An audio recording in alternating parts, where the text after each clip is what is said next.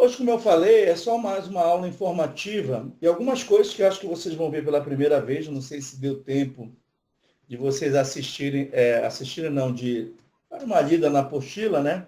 Mas como eu falei, a gente vai deixar isso aqui para vocês, né? Essa apostila, e mais adiante, quando vocês chegarem a, a estudar esse assunto, vocês vão lembrar de alguma coisa que nós comentamos agora. Tá? Então, só para finalizar, né, que é a última aula, é a última aula para a gente começar a fechar aqui já com chave de ouro, né, se tudo der certo.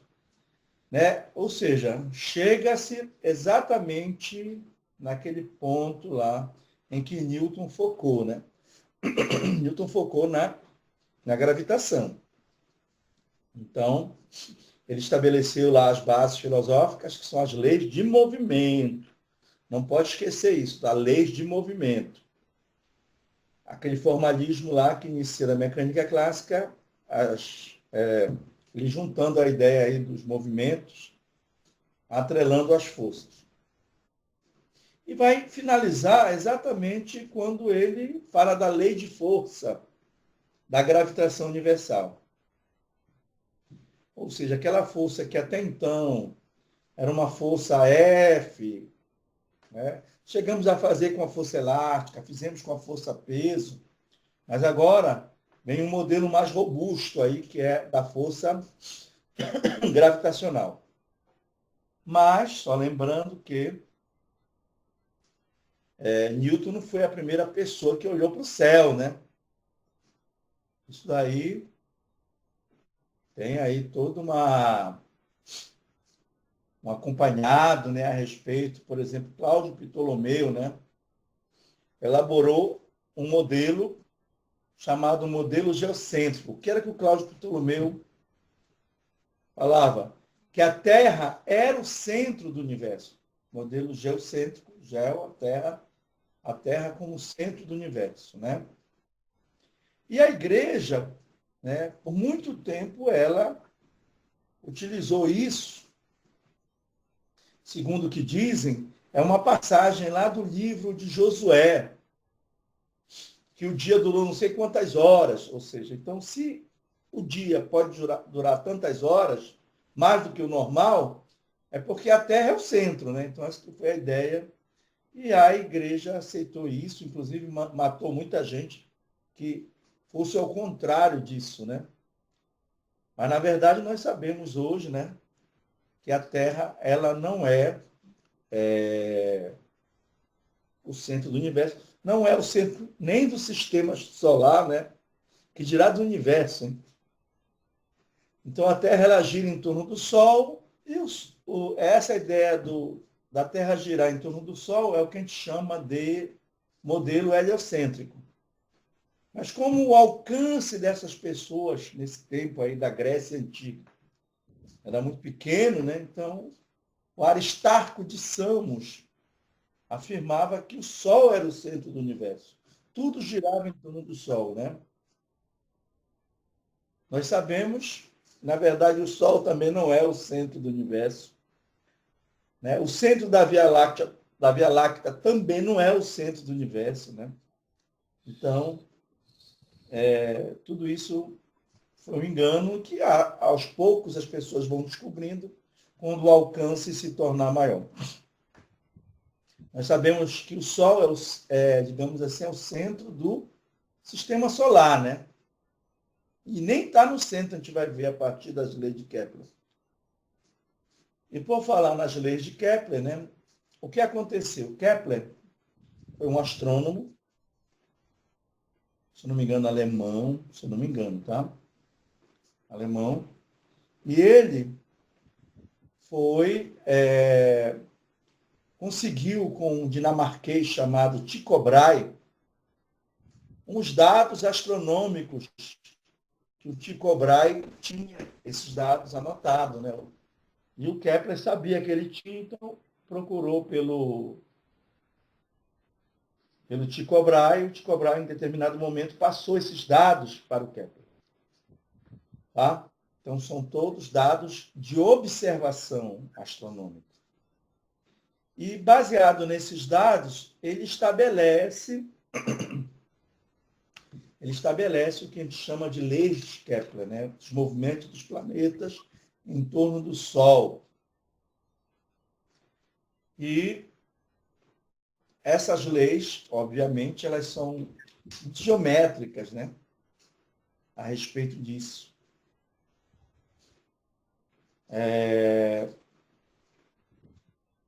São leis obtidas a partir da observação, são leis empíricas. E a ideia foi que o Newton, sendo conhecedor dessas leis, né, porque o Newton é depois do Kepler, sendo conhecedor dessa lei, elabora uma teoria para deduzir matematicamente as leis de Kepler. A primeira lei é conhecida como lei das órbitas. Então, a partir dos dados que ele conseguiu juntar, ele diz que os planetas descrevem órbitas elípticas em torno do Sol, em torno das elípticas, com o Sol em um dos focos da elipse. Então, uma elipse, tá certo? É essa figura que está aqui, deixa eu colocar o laser.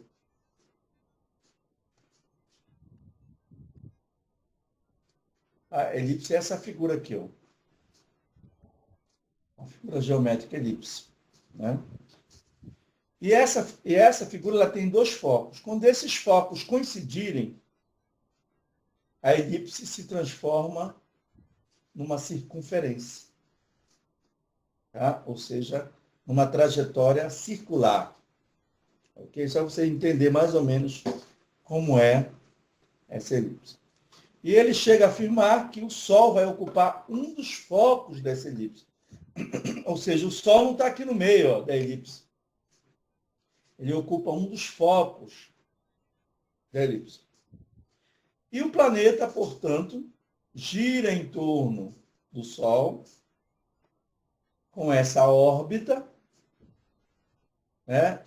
E vai passar por dois pontos dessa elipse. Um que ele está bem próximo do Sol, bem perto do Sol, perto do hélio, né? O Sol é hélio, né?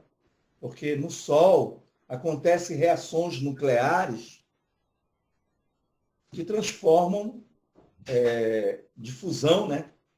Que transformam o hidrogênio em hélio. É a fusão nuclear. Devido às grandes temperaturas, lá nós temos o hidrogênio se transformando em hélio, tá? No Sol. Daí que vem o nome, hélio. Sol é hélio. Então, perto do Sol, perto do hélio, virou aqui periélio. Tá bom? Então, quando o planeta está bem próximo do Sol, é dito que ele está no periélio. E quando ele está mais afastado do Sol, afastado do hélio, ele está lá no afélio. Tá bom? A elipse, além dos dois focos, ela possui dois eixos, né? O eixo maior e o eixo menor. O eixo maior é 2A e o eixo menor 2B. Então, o A seria a metade do eixo maior. É o que a gente chama de semi-eixo maior. Tá? O A é o semi-eixo maior. Então, isso vai ser importante para o estabelecimento aqui das demais leis de Kepler. A segunda lei, lei das áreas, diz que o segmento imaginário que liga o Sol ao planeta varre áreas iguais em intervalos de tempos iguais. Ok? Então, se essas áreas são iguais, aqui, ó, A1 é igual a A2, é porque o intervalo de tempo que o planeta gastou para ir desse Azinho para o Bzinho, então, o intervalo de tempo que o planeta gasta para ir do Azinho para o Bzinho é igual ao intervalo de tempo que ele vai do C para o D. Tá? É óbvio que se o intervalo de tempo é o mesmo, significa dizer que a velocidade do planeta próximo ao Sol, ela é maior do que a velocidade. Olha o espaço que ele percorre aqui, ó. É maior do que a velocidade do planeta quando ele está afastado do Sol.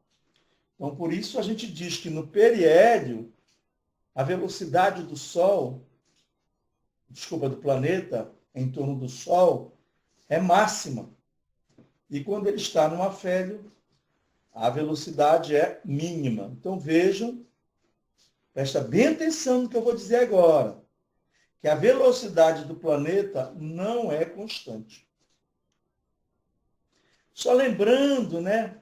Só lembrando aquela ideia lá do momento angular, só para lembrar. Vejam, quando ele está mais próximo, a velocidade é maior. Quando está mais afastado, a velocidade é menor. Ou seja, para haver uma compensação aí do momento angular. É por isso que, tá bom? Que a velocidade não pode. Ela seria o mesmo valor se o Sol estivesse no centro e aqui fosse uma circunferência. Mas exatamente pelo fato de ser uma elipse e o Sol está em um dos focos da elipse, é que a velocidade do planeta varia quando ele descreve aí a órbita elíptica em torno do Sol.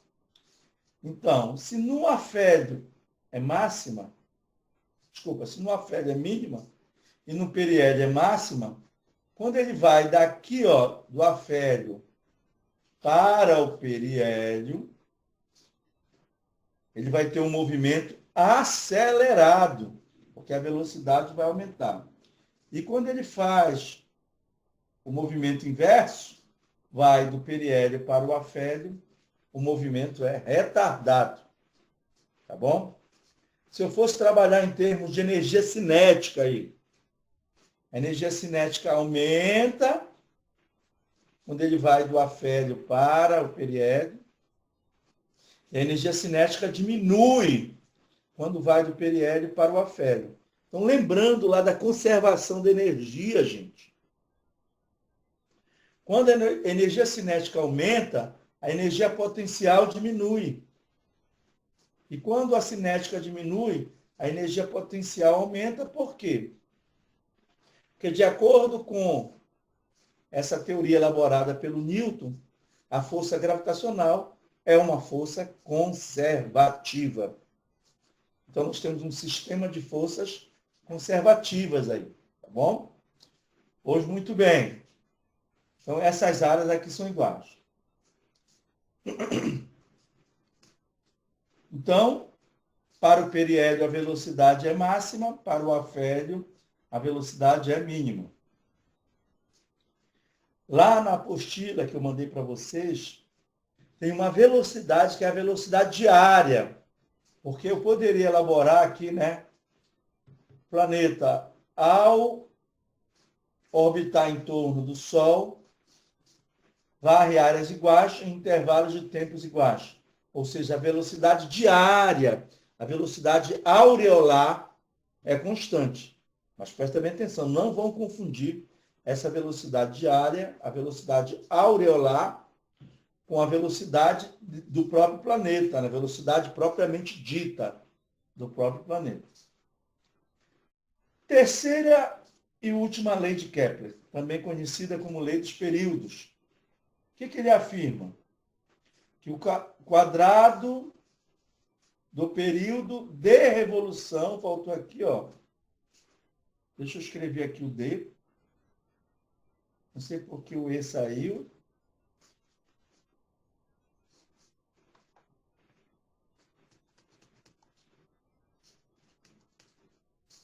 O período de revolução do planeta é diretamente proporcional ao cubo da distância média do Sol ao planeta. O que significa isso? Que quanto mais afastado estiver o planeta em relação ao Sol, maior é o tempo que ele gasta para dar uma volta completa em torno do Sol. Isso que a gente chama período de revolução.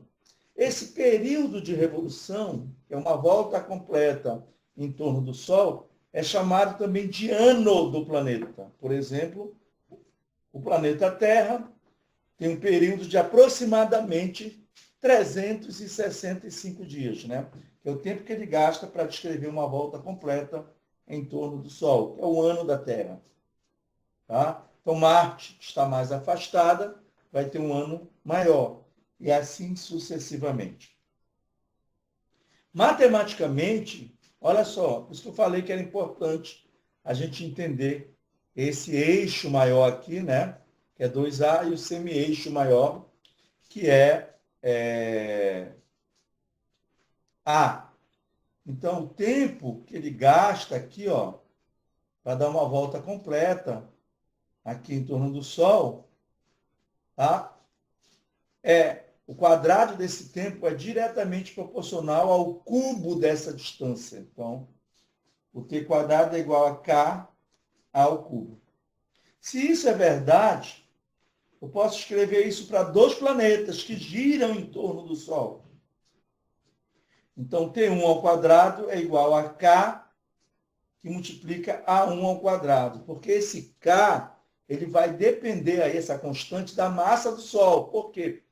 Porque o corpo está orbitando o Sol. Se eu comparar Terra e Lua, a Lua orbita a Terra. Então, esse K vai depender da massa da Terra. Sempre da massa daquele cara que está lá, digamos, em torno do qual um corpo está orbitando, ok? Tudo bem. Aí quando eu faço isso para dois planetas, olha aí, o planeta P1 e o planeta P2. Todos dois giram em torno do Sol, certo? Então eu vou escrever que T1 ao quadrado é igual a K a 1 ao cubo. E o T2 ao quadrado é igual a K a 2 ao cubo. Então o K vai simplificar, quando eu dividir uma pela outra, ficando dessa forma aí, ó. T1 sobre T2 ao quadrado é igual a A1 sobre A2 ao quadrado. Então, mas isso só é válido quando os dois corpos orbitam em torno de um só corpo. Ok? Muito bem. Então, a ideia do Newton foi deduzir essas equações, essas leis, matematicamente, certo?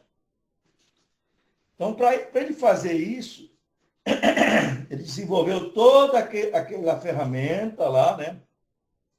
Desde o estabelecimento das leis de Newton, relacionou a força com os princípios de conservação, e agora ele vai dizer que a força é a força gravitacional. Tá certo? Então, segundo Newton, dois corpos se atraem a partir de forças gravitacionais, né? E a intensidade dessa força, cadê aqui o laser?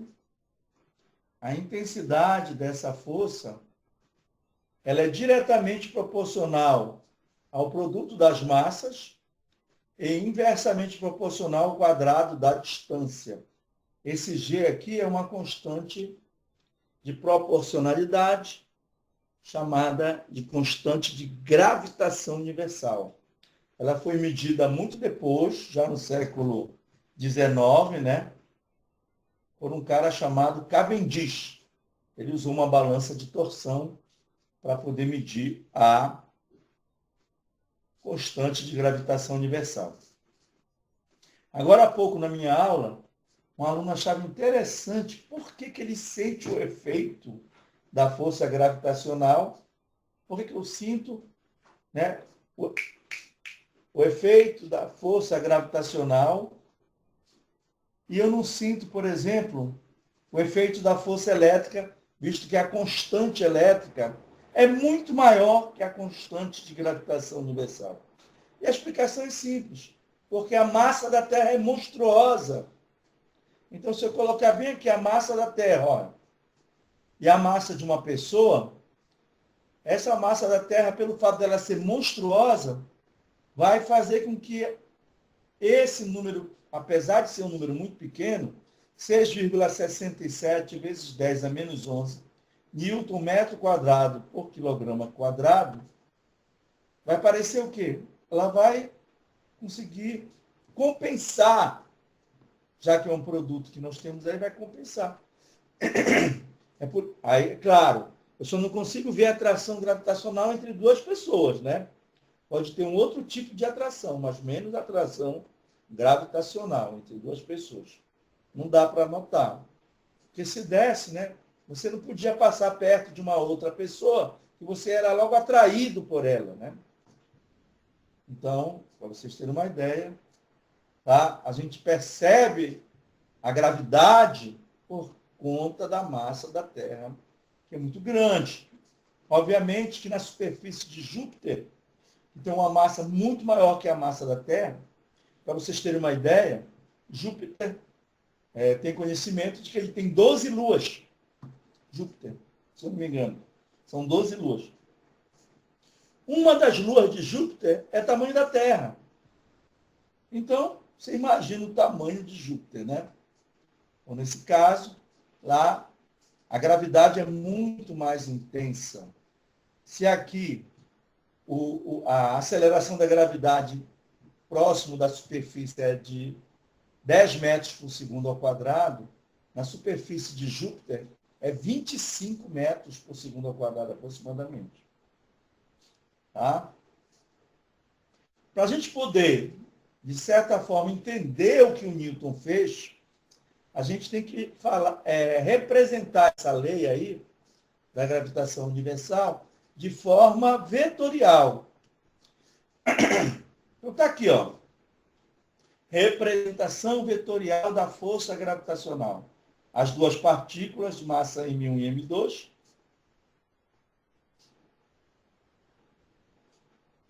Está aqui, ó. Estão se atraindo, né? A força aplicada pela massa M2 na massa M1 é F de 2 em 1.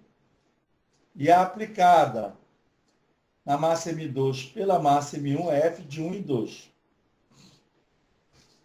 A distância entre elas aqui é esse Rzão aqui, gente, tá? Que vai fazer as vezes desse R, ó. A localização da massa M1 é R1 e a localização da massa M2 é R2. Vejam aqui que essa figura é idêntica àquela que nós vimos ontem, que vai dar um torque resultante nulo, né? Ou seja, os torques tá, que um exerce na outra, vai ser zero, né? Porque essas forças são chamadas de forças radiais ou forças centrais. Tá? Então, a mesma direção aqui, ó. Então, o ângulo a gente provou isso ontem, né? Para vocês. Sim. Então, é assim que eu vou representar. Olha só como eu vou representar a força. O F de 2, desculpa, isso aqui é o F de 1 em 2, né? O F de 1 e 2, ele está no sentido contrário a esse vetor aqui, Rzão. Por isso é que aparece esse sinal menos aqui, tá vendo esse sinal menos? Sinal menos em vetor, gente, a gente tem falado toda a aula isso. Significa mudança de sentido, né? Então, esta é a força. Por que mudou de R quadrado para R ao cubo? Vocês poderiam me perguntar. A explicação é simples. Porque aqui, quem é que está aqui, olha? É o unitário do vetor R. Esse aqui, ó, unitário do vetor R. Tá? E se eu multiplicar pelo módulo aqui em cima, eu tenho que multiplicar pelo módulo aqui embaixo também. Se eu multiplicar pelo módulo aqui em cima, eu vou obter o vetor R. Todo vetor é escrito a partir do produto do módulo pelo unitário. Estão lembrados disso? Então está aqui, ó. Aqui vai ser o R. Como eu multipliquei também aqui embaixo por R, para não alterar a equação, aqui ficou R ao cubo. Continua a mesma lei tá certo? Só que agora eu tenho a representação vetorial. E aqui o vetor R, olha, é um vetor isso aqui. Não é um unitário, é um vetor, que é esse vetor que vai de M1 para M2. Eu costumo dizer que é o vetor com que a massa M1 enxerga a massa M2. Ou seja, a posição da massa M2 a partir da massa M1. Já o F21, olha, o F21 vai coincidir aqui o sentido, olha. Não está coincidindo aqui o sentido? Então aparece o sinal mágico. A ideia é a mesma. Aqui é unitário. Unitário, se eu multiplicar por R, Rzão em cima, multiplico por Rzão embaixo, sendo Rzão um módulo, certo?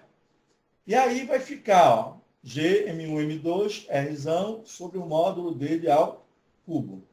Então, o que você percebe aí? Que a força F12 é menos a força F21. Ou seja, forças de ação, olha só, ação e reação. Então, as forças gravitacionais são forças de ação e reação. Ok? A gente vai precisar disso daqui a pouco para resolver alguns problemas. Tá?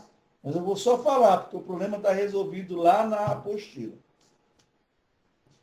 Bom, vamos considerar, para determinar a velocidade de órbita do planeta, né? Pode ser em torno do Sol, ou da Terra em torno, ou da Lua em torno da Terra, ou de um satélite em torno da Terra, tá bom? Tem uma velocidade orbital, ou velocidade de órbita.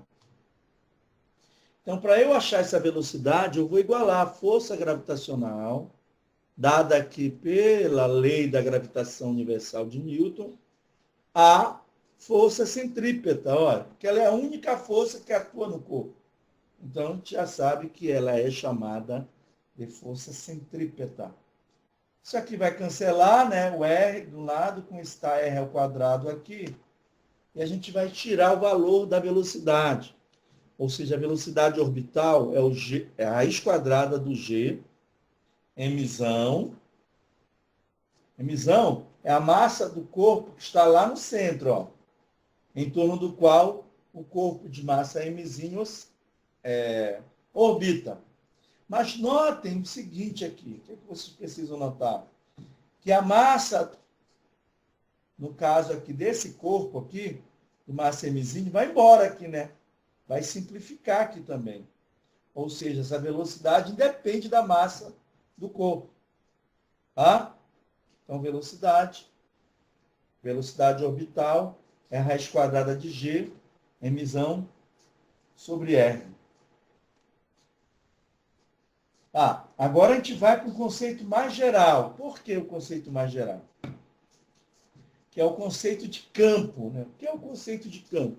Ora, se eu tenho uma região do espaço e lá eu coloco um corpo de prova, esse corpo, se ele sofrer a ação de uma força, é porque ali eu tenho um campo de força. Dependendo do tipo de corpo de prova, vai ser a natureza exatamente do campo que está sendo gerado ali. Então, no caso do campo gravitacional, o campo gravitacional é gerado por massa. Então, para eu poder testar se existe ou não um campo gravitacional, eu uso um corpo de massa, uma certa massa. Quando eu faço isso, o que acontece? Sofre ação, né? Está sofrendo ação, a força que eu larguei aqui, né? Vai deslocar o desse ponto até o chão. Tá? Então tá aí, ó, a ideia de campo, né? Então, campo de força, o pessoal geralmente fala isso no filme, né?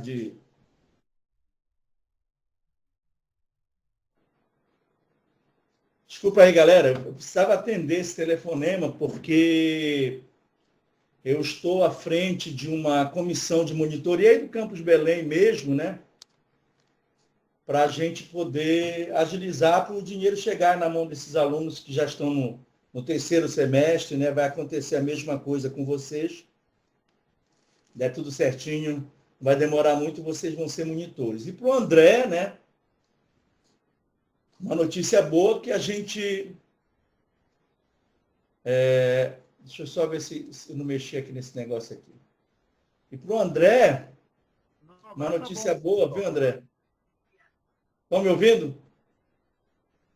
É que a gente abriu um outro processo, pelo menos para 2 meses, viu, André? Junho e julho. Bora ver se o Pedro, dessa vez, se mobiliza para fazer o projeto. A gente está trabalhando junto com o Márcio Benício, para ver se o Pedro fica com essas 2 vagas aí, tá bom? Então fica atento aí, tá, André? Então tá, vamos lá, gente. Voltando para a ideia do campo gravitacional, né? Então, o campo de força, ele é um conceito mais geral do que a própria força. Por quê? Porque se existe um campo de força, a força é apenas uma consequência. Então vamos imaginar a Terra, né? Ao redor da Terra, eu tenho uma região que a gente chama de campo gravitacional, e que se algum corpo estiver no campo gravitacional da Terra, ele vai interagir com a Terra através da força gravitacional. Essa que é a ideia de campo, tá certo? Por que ela é uma ideia bem mais geral? Porque a força só existe porque tem um campo. Um outro exemplo de campo, campo magnético, né? Você tem um ímã, ao redor do ímã se forma um campo magnético. De tal forma que se eu colocar um corpo que tenha propriedades magnéticas, como por exemplo o ferro, o níquel, que tem propriedades magnéticas, ou seja, é um corpo de prova magnético, ele vai interagir com esse ímã. Por quê? Porque ele foi colocado dentro do campo magnético do ímã. Não é? Por isso que eu digo que o conceito de campo é bem mais geral, porque a força só vai existir se o campo existir. Sem campo não tem força, tá bom? E professor, Fala aqui. no caso, o campo elétrico, ele entra nessa explicação também, no modelo de força? Mesmíssima coisa. O campo elétrico é a mesmíssima coisa, né? Só que, no caso, a força já vai ser a força elétrica, né? A força Sim, já vai ser a força elétrica. Então, eu vou mudando de campo para campo de força, vai mudando a natureza, né? Desse certo. campo. A massa, uma massa, né? Ela gera ao redor um campo gravitacional. Uma carga gera ao redor um campo elétrico. E um ímã gera ao redor dele um campo magnético. Entendeu? Certo, certo. A ideia geral de campo é essa. Desculpa, gente. Então, é assim. Para a gente poder analisar o campo gravitacional, eu vou ter que analisar colocando alguns pontos. Por quê? Porque, diferente da força, o campo ele não precisa de um corpo de prova. Ele vai existir lá, por exemplo. Está aqui, ó. Aqui onde eu estou agora, onde vocês estão, tem um campo gravitacional da Terra. Como é que eu sei que ele está lá? É só colocar um corpo. Se eu abandonar um corpo de prova em um ponto desse campo, olha só, nele vai atuar uma força deslocando-o até a superfície. Então, existe aí o campo gravitacional. Mas como seria esse campo gravitacional fora da Terra? Como seria esse campo gravitacional na superfície da Terra? Como seria um campo gravitacional dentro da Terra? Então, é aí que a gente tem que fazer um estudo mais minucioso a respeito disso. E dar aquele trabalhão que tem lá na apostila, quando a gente vai calcular o campo gravitacional fora e dentro de uma casca esférica. Tá certo? daquelas integrais lá mesmo, meio que trabalhosas, para você resolver. Mas, como eu falei, elas vão ficar aí, de stand-by. Quando vocês estiverem caminhando no curso, de vez em quando dá uma lida lá, né, que vai chegar um momento que vocês vão dizer assim, é isso mesmo. Beleza? Então, para pontos externos, como é que eu calculo o campo? Está lá na apostila de vocês, tá? O campo gravitacional fora da Terra, ele é dado por, olha só aqui, menos Gzão, que é a constante de gravitação universal, Mzão, que é a massa da Terra, sobre R ao quadrado, onde R é a distância que vai do centro da Terra até o centro do corpo, vezes o R chapéu, que é o unitário desse vetor R. Então, esse é o campo gravitacional da Terra. Ele vem lá da força gravitacional. Tá? Lá a gente não tem que a força é a massa vezes a aceleração da gravidade, a força peso.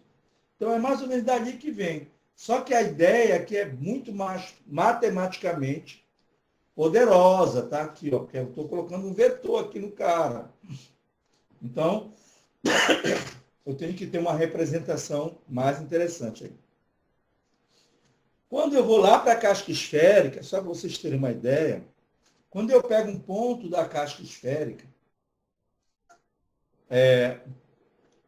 um ponto externo à casca esférica, vai parecer que essa massa da casca esférica está toda lá no centro da Terra, no centro da esfera.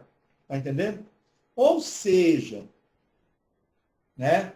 Esse é o que a gente chama de teorema de Newton.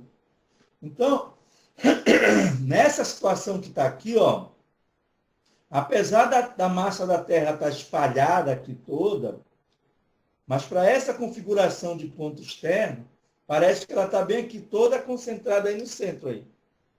Tá? É essa que é a ideia. É por isso que tem que ser a distância entre os centros. Tá bom? A força gravitacional.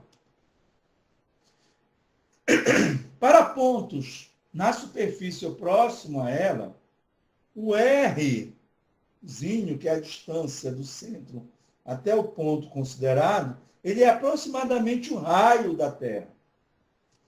Se ele é aproximadamente o raio da Terra, olha aqui na superfície.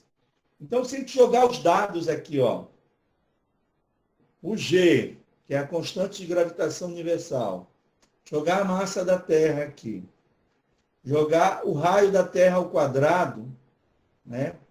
Aqui vai dar aproximadamente 9,8 metros por segundo ao quadrado, que é aquilo que a gente chama lá de aceleração da gravidade. Ok? Então, essa que é a ideia aí do campo próximo à superfície. Porque o raio da Terra é muito grande. Então, eu posso dizer assim, um ponto a 100 metros da superfície. Gente, 100 metros próximo do raio da Terra é muito pouco. Então, é como se esse ponto estivesse na superfície. Desculpa aí, tá, gente?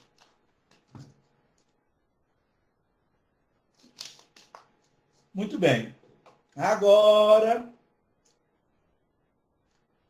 aquela ideia lá da casca esférica, ela vai nos dar uma outra informação. Somente a massa que estiver dentro de uma certa superfície é que vai gerar campo. Quem está fora não vai gerar campo. O campo dela vai ser zero. Então, olha só. Para pontos internos, precisamos determinar o campo gravitacional fora e dentro da casca esférica. Aquilo que está na apostila. Sendo fora o valor correspondente à primeira equação. E dentro, o campo será nulo. Isso para a casca, Para pontos no interior da Terra, onde o Rzinho é menor que o raio da Terra, somente aquela parte que está, né, circundada ali, de terra, que está circundada por uma superfície de raio Rzinho, é que vai fazer com que tenha campo naquele ponto. Aquela parte que está fora daquela superfície, não vai dar campo. Tá? E aí, olha o que vai acontecer aqui.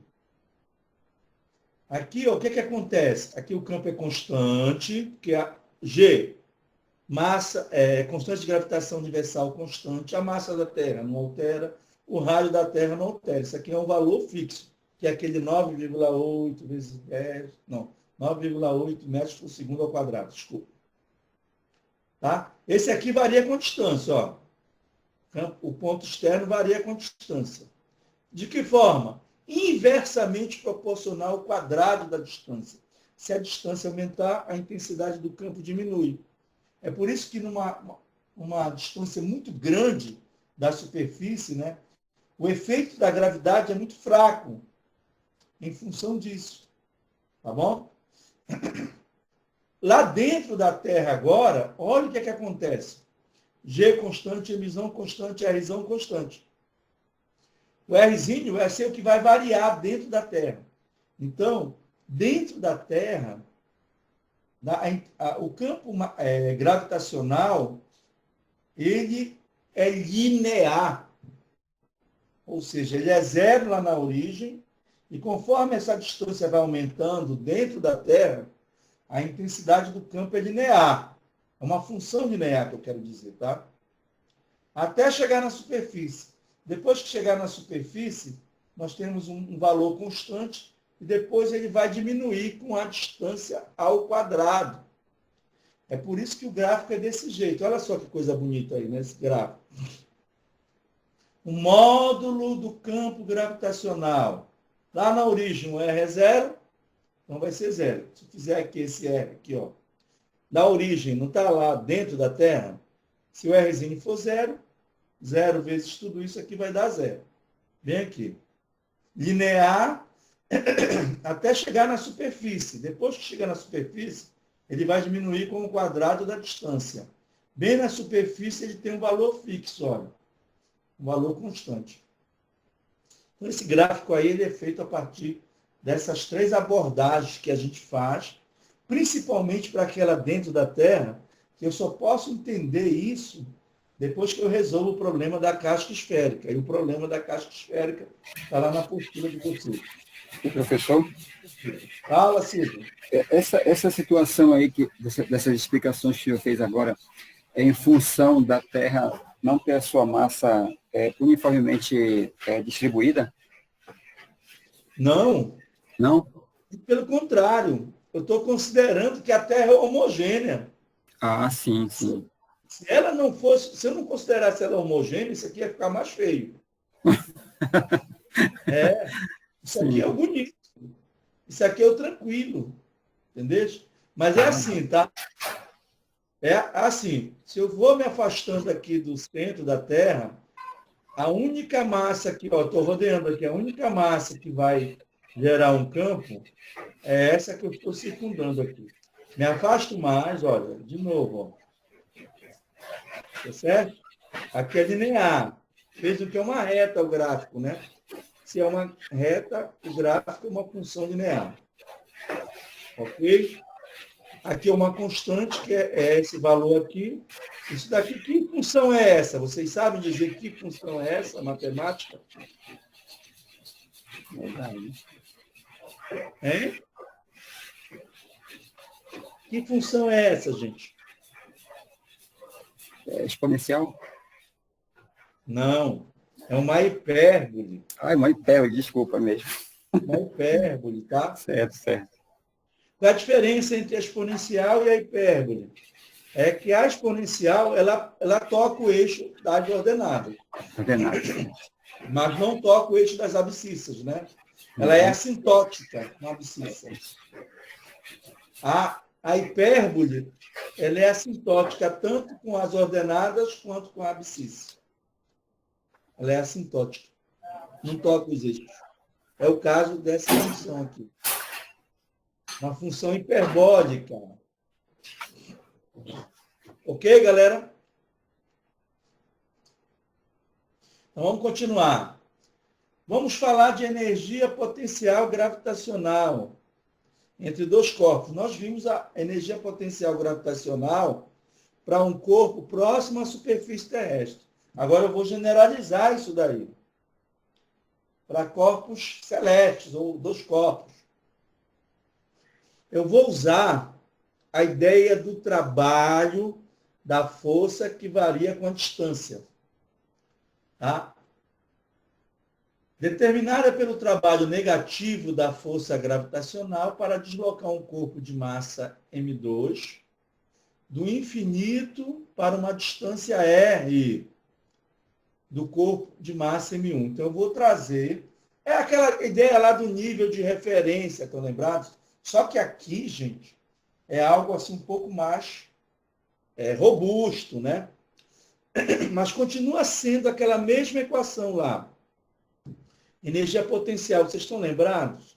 Menos a integral de uma certa referência até o ponto considerado. E no caso da força gravitacional, quando é que ela vai deixar de estar aplicando força? Quando esse corpo estiver muito distante. Está aqui o gráfico, olha, como eu falei. É hiperbólico aqui, ó. É uma hipérbole. Então, lá no infinito, essa força é praticamente zero. Então, lá no infinito, que vai ser o meu nível de referência. Então, bora calcular isso. Não falei para vocês que era a mesma coisa? Olha, está aí. O F de 1 e 2, né? A força que o 1 aplica no 2, escalar dr. A gente viu isso lá no trabalho de uma força variável.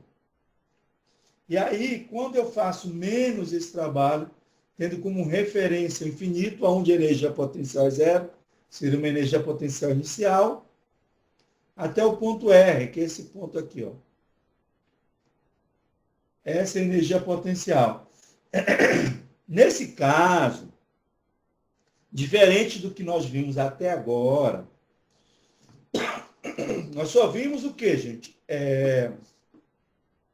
Nós só vimos sistema de coordenadas retangulares. Só um pouquinho aqui, tá? Eu tinha que parar para tomar um remédio aqui, tá? Desculpe aí. Então, vamos lá. A força gravitacional está aqui, ó. Já na sua forma vetorial. Como eu falei, eu vou precisar da força gravitacional na forma vetorial. Tá aqui. Eu já sei que esse menos vezes esse menos aqui vai dar mais, certo ou não? Muito bem. Vou jogar aqui essa força. Só que eu vou olhar para cá, eu vou ver que essa força ela não tem simetria retangular. A simetria dela é esférica. Então, boa noite, Thiago. A simetria dela é esférica. Então, esse dr aqui, ele não pode ser dxi mais dyj mais dzk, porque esse elemento de linha, ele é de um sistema de coordenadas retangulares. Então, como a simetria do problema é esférica, eu vou ter que usar um elemento de linha que esteja em coordenadas esféricas. Tá certo? Que é esse cara que está aí, ó. Vamos entender, calma aí. Vamos entender os detalhes desse sistema. Bom, esse aqui é o radial, né? Só para vocês terem uma ideia, esses dois aqui, ó, algo parecido com esses dois, estavam lá no sistema de coordenadas polares. Não sei se vocês lembram disso. Parecido com isso. Tá bom? Então, aqui o dr chapéu, é a ideia do radial, estão lembrados do radial?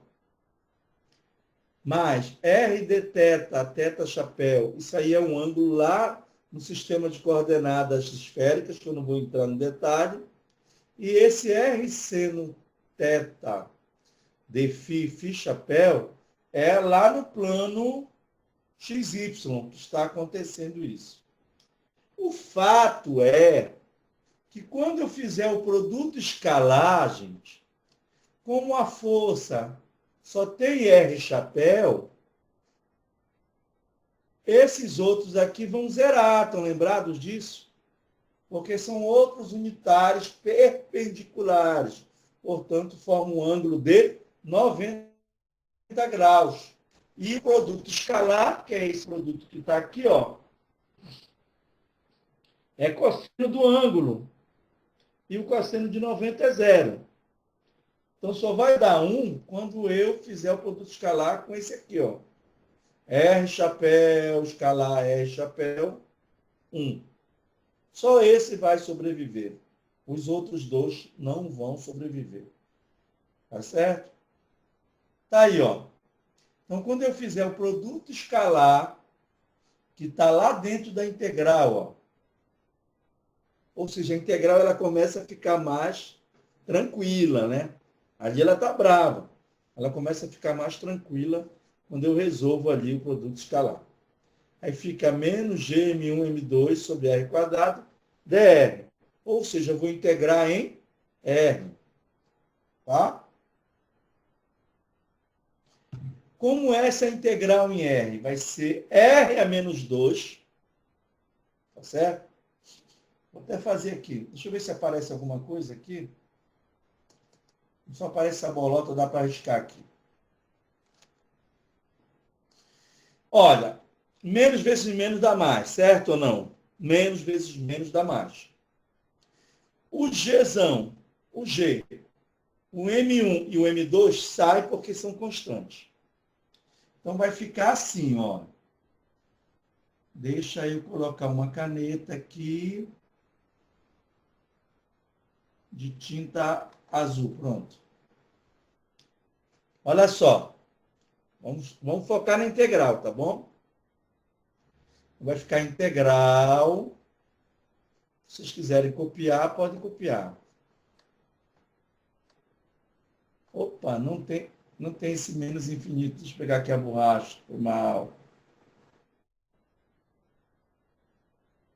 O cara ficou de me entregar hoje, a minha mesa não me entregou. Americanas. Vamos lá.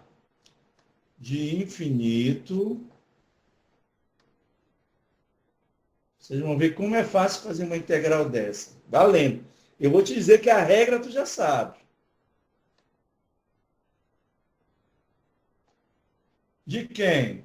Já vou mudar aqui, tá? A configuração, ó. Eu não tenho R quadrado aqui embaixo, ó. Se eu jogar para cima esse R quadrado, vai ficar R a menos 2.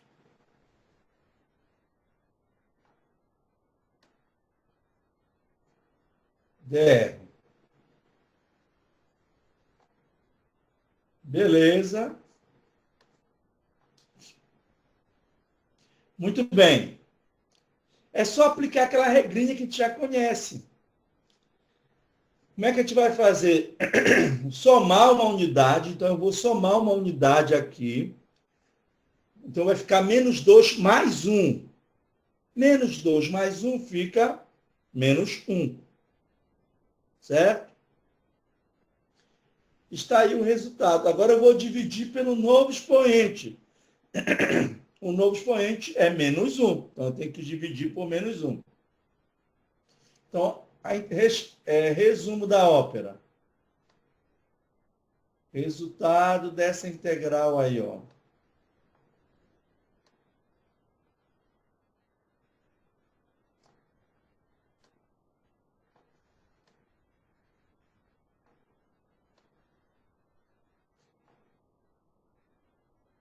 Que é... Tá? Porque R menos 1 é a mesma coisa que 1 sobre R. Então, eu voltei. Está aqui o resultado dessa integral. Não falei que era fácil? Mais fácil vai ser agora. Uma coisa que vocês vão tomar um susto. Vou substituir os limites. Então, vai ficar menos 1 sobre R. Tipo, troquei o R pelo R, tá bom?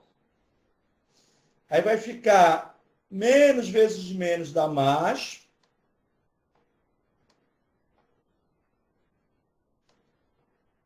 Um dividido por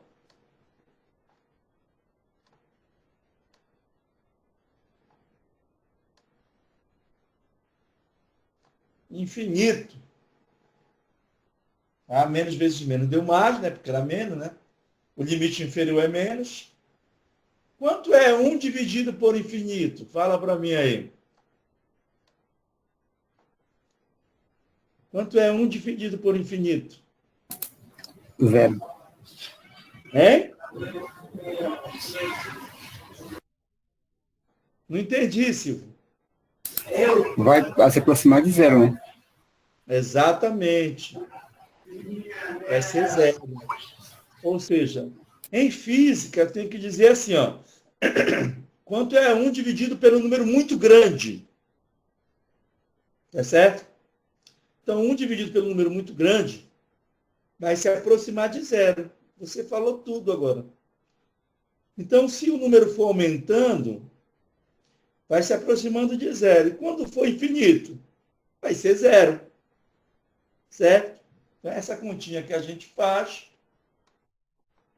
então vai ficar 1 sobre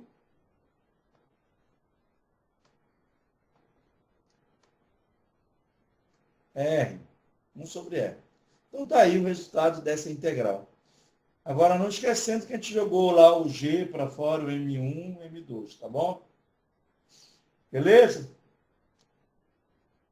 Então, está aqui a nossa energia potencial gravitacional entre dois corpos. Tá bom? Então, nós temos aqui menos G, M1, M2 sobre R. Aí tem a figurinha aqui, né, do M1 com M2 aí, a uma distância R. Essa é a energia potencial gravitacional. Por que o menos? O menos, porque é um potencial relacionado a uma força de atração, tá? É uma força de atração. Isso tem um significado muito forte, isso na física, porque essa ideia da atração, ela é importante pelo fato de que um corpo ele fica preso no campo gravitacional aqui de um sistema, né, de forças, né, gravitacional. É isso. Ok? A gente ainda vai falar de mais coisas aí para frente, que é a velocidade de escape. A gente vai até poder falar de buraco negro, né? Que é um buraco negro. Mas a ideia é essa, tá? Que um corpo, a Lua está presa no campo gravitacional da Terra. A Terra está presa no campo gravitacional do Sol, tá? A gente chama isso na física de sistemas ligados. Tá legal? E depois a gente vai entender como é que essa situação acontece em termos de um sistema um pouco mais complexo, a partir dessa energia potencial. Então, é guardar essa energia potencial que a gente vai precisar dela, né? Porque eu vou aplicar a conservação de energia mecânica para poder resolver o problema da órbita, para provar que aquela órbita matematicamente é uma elipse. Olha só que coisa boa. Então, vamos lá agora, né? A gravitação universal e as leis de Kepler, ou seja, como é que o Newton fez, né? Claro que ele não fez desse jeito, obviamente. Como é que ele fez para poder resolver esse problema aí? Deixa eu ver se eu mudo aqui, em algum lugar, vou tirar aqui para colocar o laser.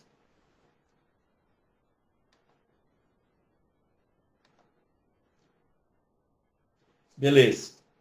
Então vamos lá. Então o problema é o seguinte, determinar analiticamente as leis de Kepler a partir da lei da gravitação universal. Lembra que eu falei para você, gente, é brabo, principalmente a primeira lei. A segunda e a terceira lei de Kepler, a gente viu agora há pouco, né? Demonstrar é tranquilo, mas a primeira lei é braba, tá bom? É meio brabo. É isso que a gente vai ver agora. A dedução da primeira lei. Obter a posição R como função da posição angular θ, baseado na conservação da energia mecânica e na conservação do momento angular. Vamos lá. Eu vou começar assim, ó. A energia mecânica é a soma da energia cinética mais a energia potencial. A gente não viu isso? Tá? Viu isso lá na energia mecânica? Aí a energia potencial, a gente entendeu que acabou de calcular. Mas essa aqui, gente, tá? Vamos entender que a energia cinética, ela tem duas partes agora. Tem a energia cinética de translação, que é mv², sobre 2. Mas tem também a energia cinética de rotação. Tá? A energia cinética de rotação é m, velocidade angular ao quadrado, vezes o r ao quadrado. Por quê? Vocês estão lembrados que a velocidade angular, que a velocidade linear é a velocidade angular vezes o raio?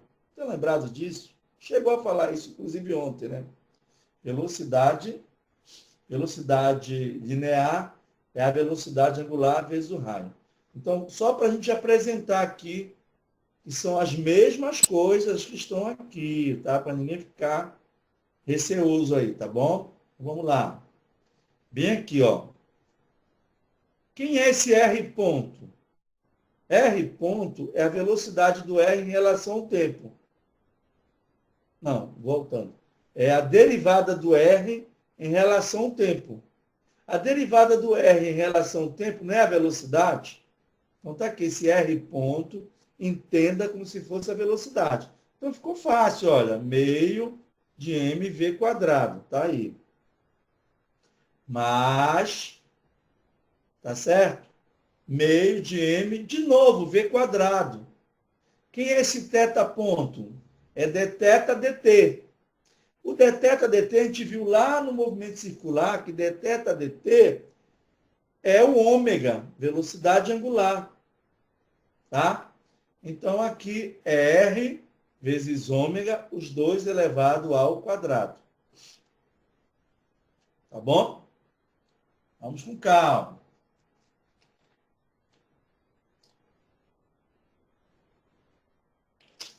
Como seria, vou escrever bem ali em cima naquele quadradinho, só para vocês entenderem aí o processo, tá?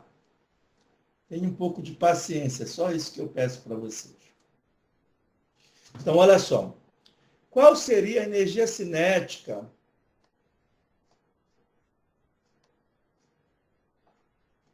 de rotação? Vou colocar aqui, isso eu consigo. Ah, o cara que disse que ia me entregar minha mesa hoje. Mas já vou ter que ir atrás disso, porque o cara me prometeu, eu paguei até um dinheiro para ele me entregar hoje, um dinheiro a mais, Americanas. Certo? Então vamos lá.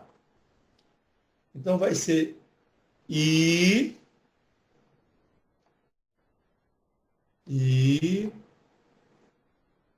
ômega ao quadrado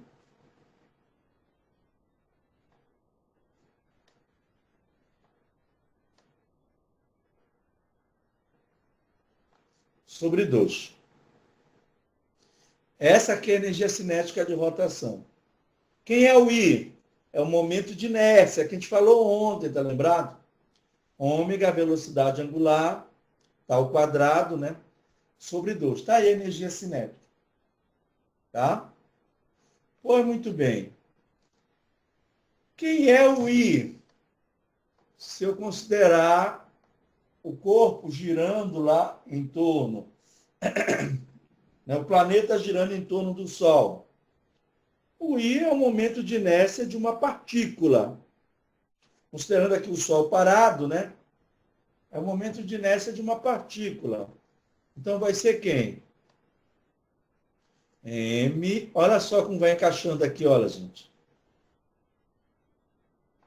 M R ao quadrado.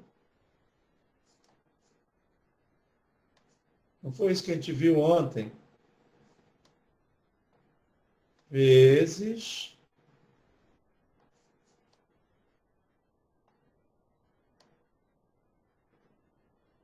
ômega ao quadrado, tudo isso sobre 2. Então, olha, aqui eu já tenho, ó, colocando em evidência o m sobre 2, aí sobrou o r quadrado, ômega ao quadrado, porque esse teta ponto, isso eu expliquei para vocês lá no movimento circular. O teta ponto é o ômega, tá bom? Muito bem. Agora, para dar isso aqui. Para dar isso daí, vamos ver o que a gente vai fazer para poder aparecer esse L quadrado aí. Por outro lado, o L, que é o momento angular. Opa, não tem nada desse negócio aqui. Deixa eu apagar aqui.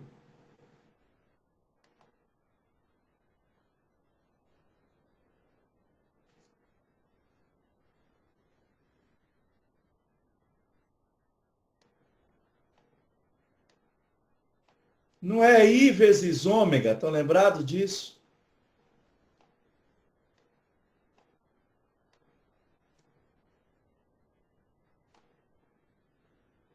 Não é I vezes ômega?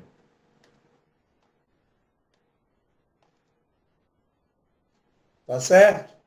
Então, se isso é verdade, o L quadrado,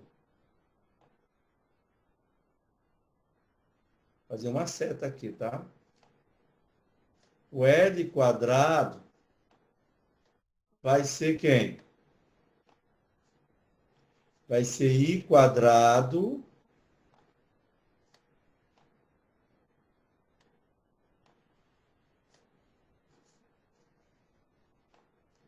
ômega ao quadrado.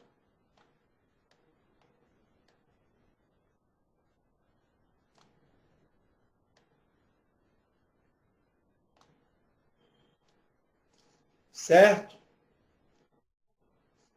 Então, para poder ficar parecido, para eu poder relacionar com isso que está aqui, ó,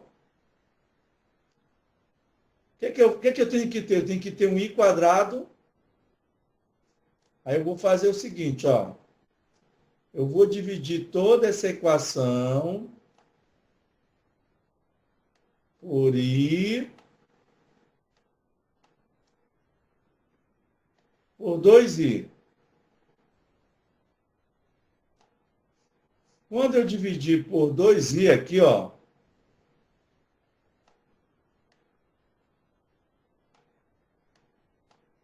esse I aqui não vai embora?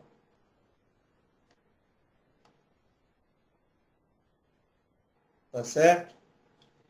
Então, significa dizer da falta... eu sabia que faltava alguma coisa aqui. Não falta nada, não. Falta nada. Então, olha como ficou igualzinho aqui o termo, ó, I ômega quadrado sobre 2. Então, eu posso trocar esse termo aqui todinho, olha, por esse.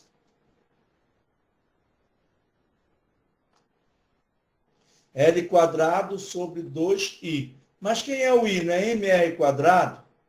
Então, mr quadrado. Por que foi feito isso? para eu poder matar aquele ômega. Veja que aqui não tem mais ômega, ó. Não ficou mais ômega. Ficou só uma equação, né, que é o E.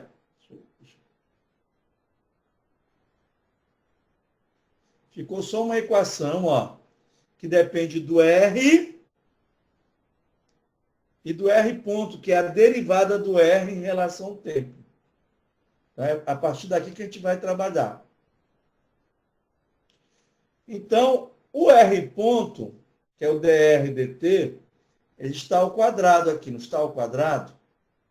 Então, o R ponto, todo mundo que não é, esse cara que vai passar para o lado de lá negativo, esse cara que vai passar, era negativo, vai passar para o lado de lá positivo, tá certo? Quem está multiplicando o R ponto é o M sobre 2, vai passar 2 sobre M, tá certo? E como ele está ao quadrado, eu vou extrair a raiz quadrada. Pronto. Então, eu tenho que o dr dt é igual a 2 sobre M, tudo isso que está aqui. Tá bom? Continuando. O que é isso aqui? Fala para mim. Eu estou aplicando aqui. Fala para mim. Não é a regra da cadeia? Então, dr dt é dr d θ dt. Então, aqui vai ficar dr d θ, θ ponto. Dr d θ, o θ ponto, eu tiro daqui, ó. O θ ponto, em algum lugar, ele está por aqui. Cadê? Bem aqui, ó. O θ ponto está aqui. Quem é o θ ponto? Fala para mim. É o L dividido por mr quadrado. Substituir aqui, ó. Eu sempre vou acompanhar, sempre vou tentar levar o L, porque como não tem torque externo na partícula, no planeta, como não tem torque externo, esse cara vai ser constante. Tá certo? Obrigado. Esse cara vai ser constante.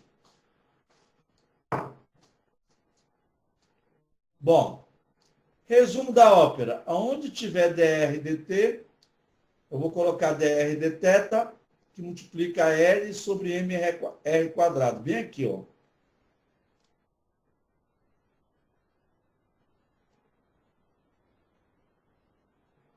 Tá bom? Muito bem. Deixa eu ver o que foi que ele fez aqui. Ó, o R passou para lá, multiplicando, o R quadrado, né? O M passou para lá, multiplicando, e o L dividindo. E tanto o L como o M, eles entraram aqui nessa raiz quadrada. Aqui não tinha, olha. Aqui entrou mais um M. Quando entra um M, o M entrou multiplicando. Quando eu jogo para dentro da raiz, ele fica M ao quadrado. Como bem aqui tinha um M, olha, vai matando aqui o M, ó. Aqui era M quadrado, que é M vezes M dá M quadrado, matou, e aqui ficou M quadrado. Agora eu vou fazer uma substituição, chamar aí o R de 1 sobre U. Então, o dr du dá menos U quadrado. E assim vai, gente, olha. Até chegar nessa expressão que está aí. Claro que tem as outras passagens, está lá na apostila, né? Explicando. Eu falei para vocês, lá no início, a primeira lei de Kepler, ela é carne de cabeça.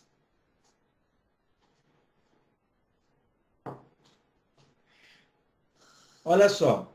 Essa equação é a equação de uma elipse. Onde o parâmetro da elipse é L quadrado sobre Gmzão, Mzinho quadrado. Bem aqui, ó. É o inverso disso aqui. E a excentricidade é esse termo aqui, ó. A excentricidade é essa raiz quadrada. Como a energia total é negativa. Por que, Daniel, que a energia total é negativa? Porque o cara está preso ali, como se fosse uma energia de ligação. Ele está preso. Então, quando o cara está preso, tá? A energia dele é negativa. Para ele poder se libertar, eu tenho que dar energia para ele. Tá certo? Então, a energia dele é negativa. Então, para ele poder se libertar, ele poder se desligar desse sistema, eu tenho que dar energia para ele. Então, esse resultado aqui vai dar uma excentricidade da elipse menor, vai dar uma excentricidade menor que 1. Então, uma equação que tem excentricidade menor que 1 é a elipse. Tá? Então, um resumo da ópera, provamos que é uma elipse. Olha só. Né? Não é fácil. Vocês vão ver que as outras duas são bem fáceis. Então, mas o mais interessante aqui, ó, o mais interessante aqui é exatamente essa equação aqui, ó.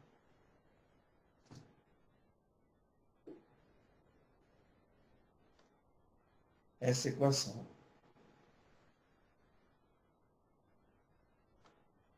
Caramba. Alguma coisa aconteceu. Vai voltar lá.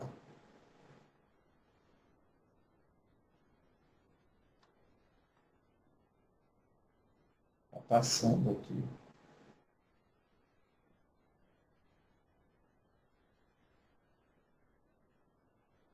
Algum erro aconteceu aqui que eu não sei.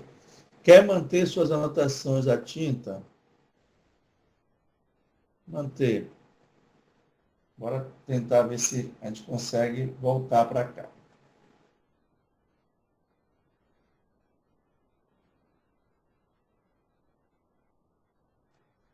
Voltando.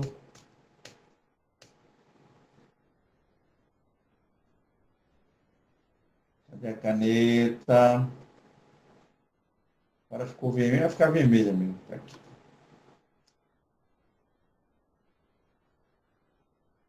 Gente, isso daqui é tão poderoso, isso que você nem imagina. Isso daqui a gente usa lá na mecânica quântica. Sabia? Essa ideia, a ideia que vem lá da gravitação, a gente usa na mecânica quântica. É assim. Deixa eu sair aqui. Voltar aqui para o apontador. A energia total, vamos imaginar assim, a energia total do corpo que está orbitando, ele é composto da energia cinética de rotação, de translação, e eu peguei essa energia cinética de rotação e joguei em função do momento angular. Então, olhando para essa equação aqui da energia, eu vejo que essa, a primeira, que tem um momento angular, e a segunda, que é a energia potencial gravitacional, a energia potencial propriamente dita, as duas dependem da distância. Então,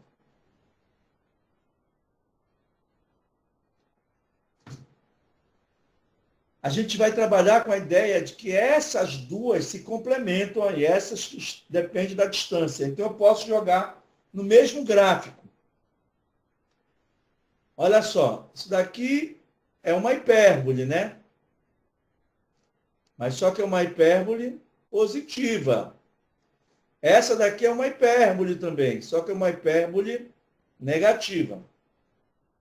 Então, eu vou compor essas duas hipérboles. E quando eu faço isso, né, que a gente chama lá de energia potencial efetiva, porque as duas dependem da posição, tá aqui elas, ó.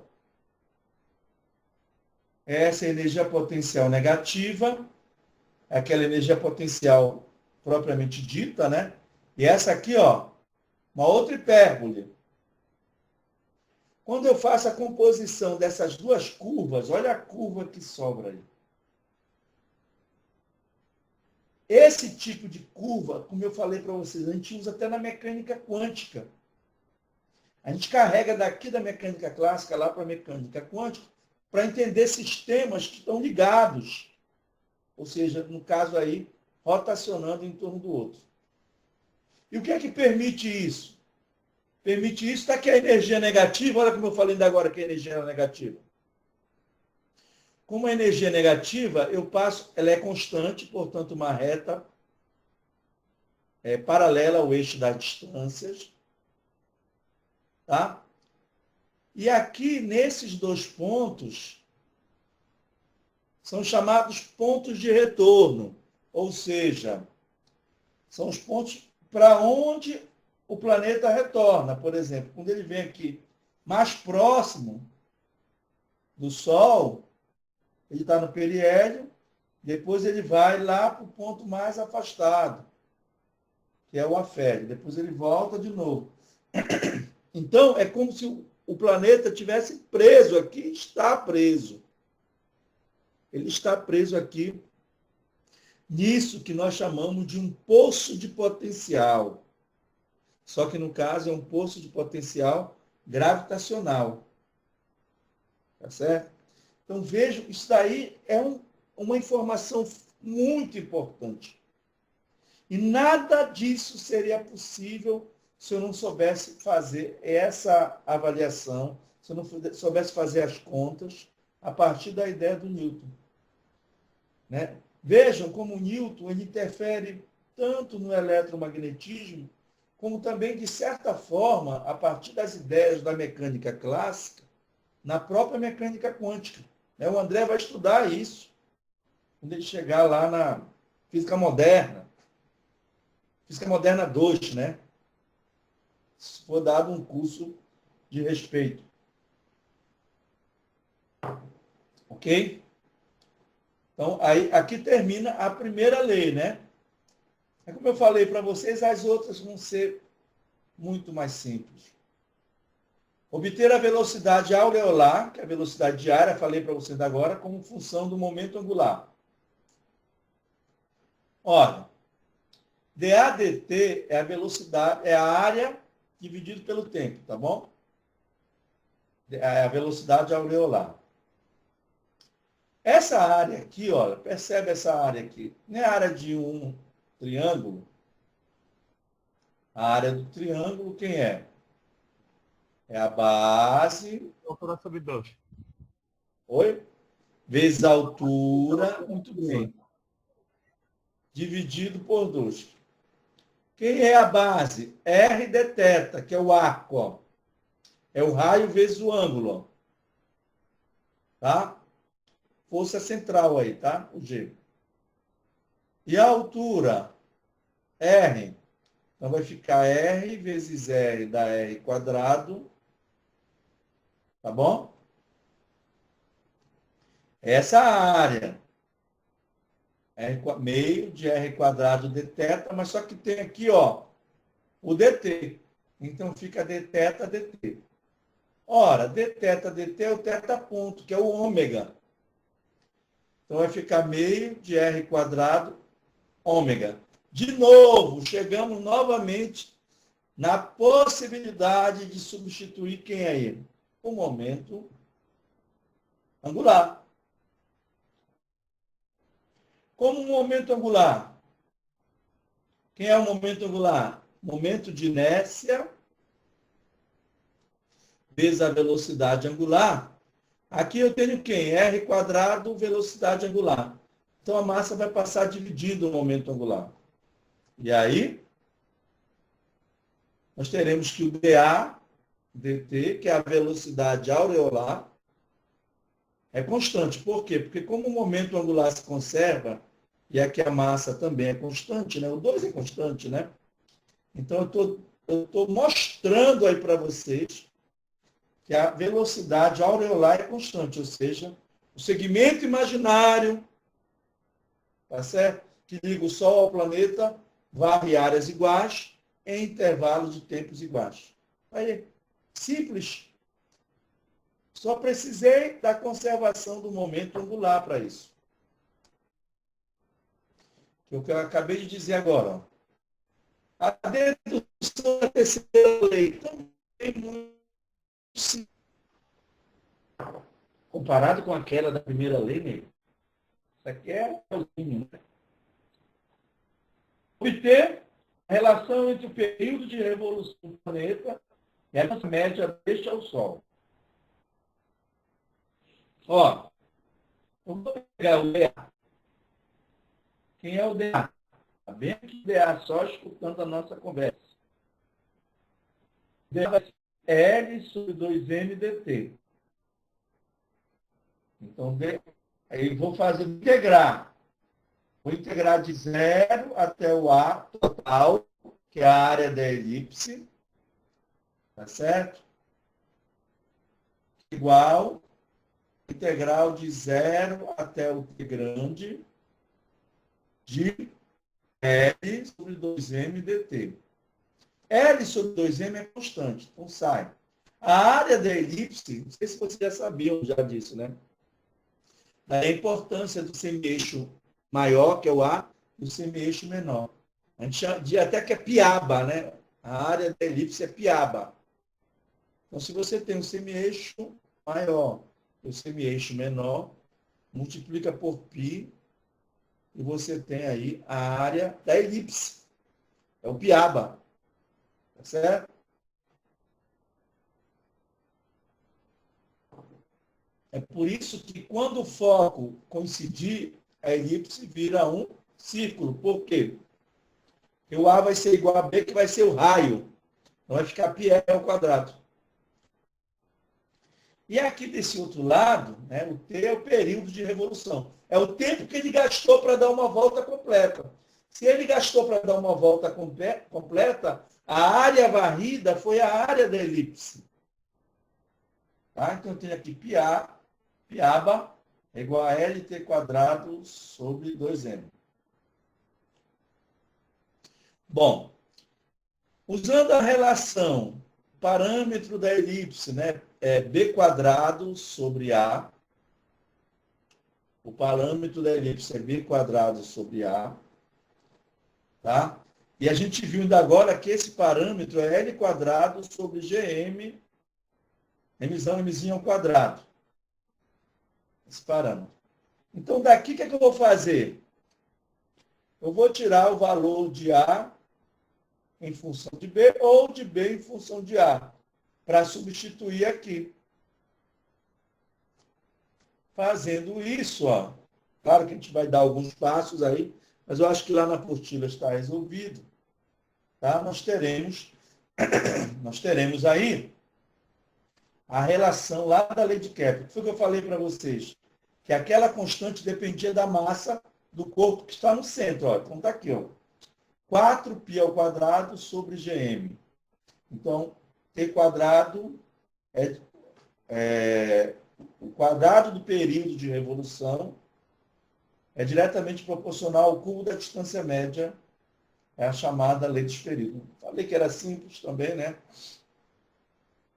Então, vejam, a conservação do momento angular ela é fundamental para a gente, né?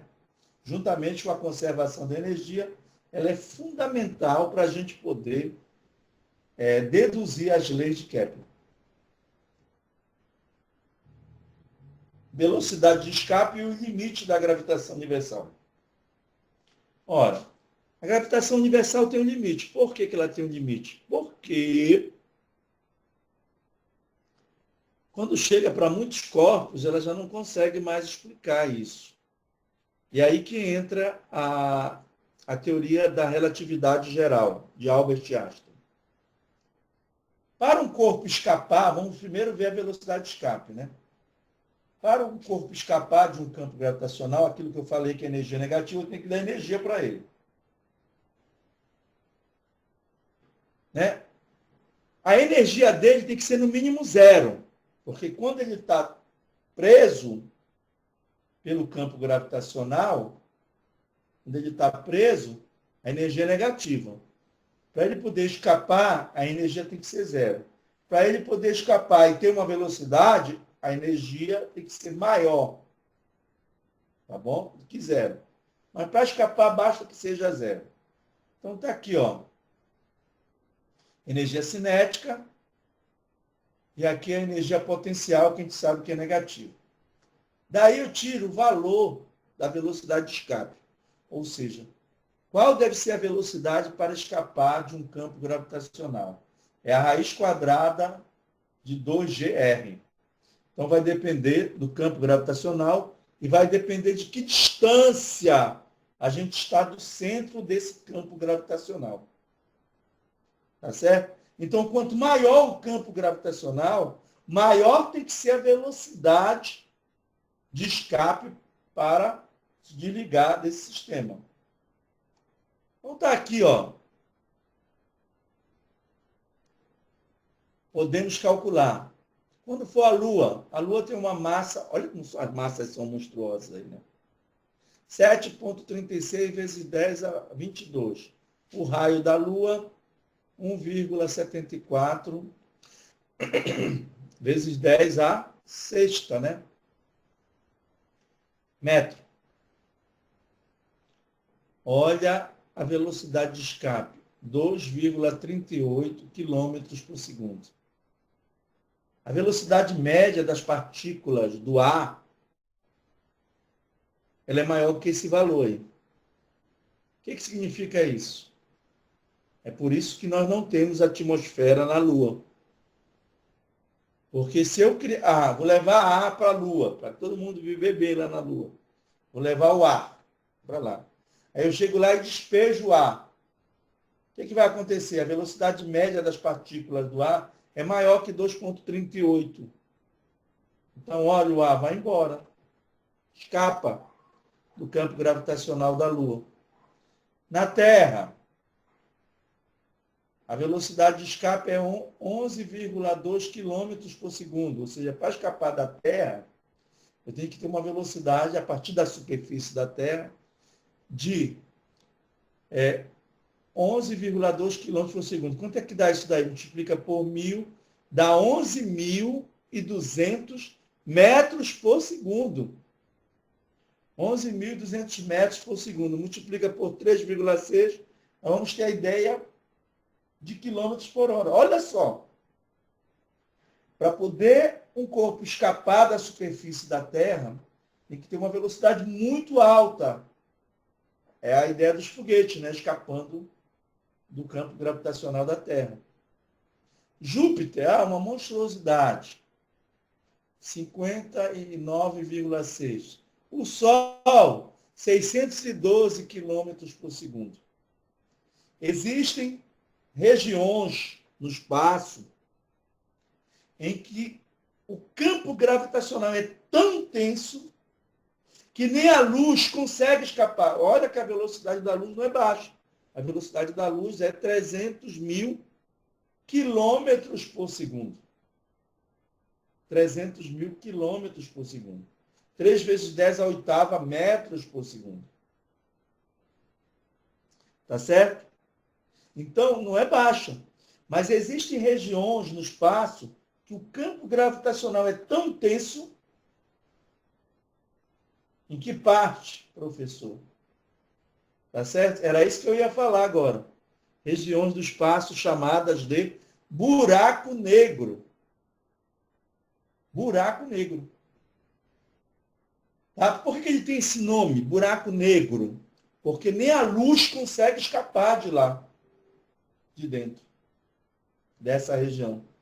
Então, se não emite luz, fica, né? Com que cor? Preta, né?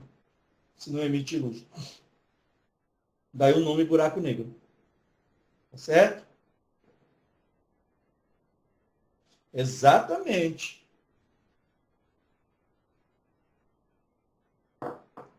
Tem um filme chamado Interestelar. Ele dura umas 3 horas. É muito longo esse filme. Ele vai trabalhar toda essa ideia aí, tá? É muito bonito aquele filme lá. Não sei se vocês já viram esse filme, Interestelar. Ele viaja, né? Como ele vai ficar próximo de um buraco negro, o tempo para ele custa passar. Tá? Quando ele chega a encontrar a filha dele depois de muitos anos, ele chega a encontrar a filha dele já está muito mais velha que ele. Tá? Porque o tempo custa passar. Eis aí a relatividade geral. O limite da gravitação universal é dada pela condição. Então, olha só. Quando a velocidade de escape dividido pela velocidade da luz for muito menor que 1, eu estou dentro do limite da gravitação universal física clássica, mecânica newtoniana. Onde o C, como eu falei ainda agora, é 300 mil quilômetros por segundo. Por exemplo, para o Sol, temos que a velocidade de escape dividido por C dá 0,00206. Está dentro do limite da mecânica clássica. Já para um buraco negro, do qual nem a luz consegue sair, não consegue escapar, temos que a velocidade de escape dividido por C é maior que 1. Então, aqui, isso é a teoria geral da relatividade, né? Teoria geral da relatividade, Albert Einstein. Tá? Então, vocês veem aí, né, que a construção da mecânica clássica, do Isaac Newton, né, a ideia, ela vai bater no limite. Quais são os limites da física clássica? Uma delas é a velocidade, tá certo? E a outra é a massa. Quando a massa é muito pequenininha, não vai dar para a gente aplicar as leis da mecânica clássica. Por quê? Usar a ideia, o formalismo, né? A conservação, ela sempre vai valer, tá, gente? Conservação da energia sempre vai valer. A gente viu lá naquele modelo lá do Compton, né? É válido. Só que num outro formato, mas é válido. Então, o limite da mecânica clássica, ele está relacionado com massa e velocidade. Quando a massa for muito menor que a massa... quando a massa for próximo da massa do elétron, não dá mais a mecânica clássica, é a mecânica quântica. Quando a velocidade, né, for próximo da velocidade da luz, não dá mais para a mecânica clássica. Aqui nós estamos vendo. Tem que usar a relatividade. E quando as duas condições se cruzam, ou seja, além da massa ser próximo da massa do elétron e a velocidade ser muito alta, próximo da velocidade da luz, aí nós teremos a mecânica quântica relativística, também conhecida como eletrodinâmica quântica. E isso daí já é algo um pouco mais para frente. Então, com isso, né, a gente encerra o nosso curso aí. Foi árduo, eu não tenho nem dúvida disso, mas eu espero que tenha mostrado assim de uma maneira tranquila para vocês que a física sem a matemática não pode existir. Tá certo? É essa a conclusão que a gente chega, não é verdade?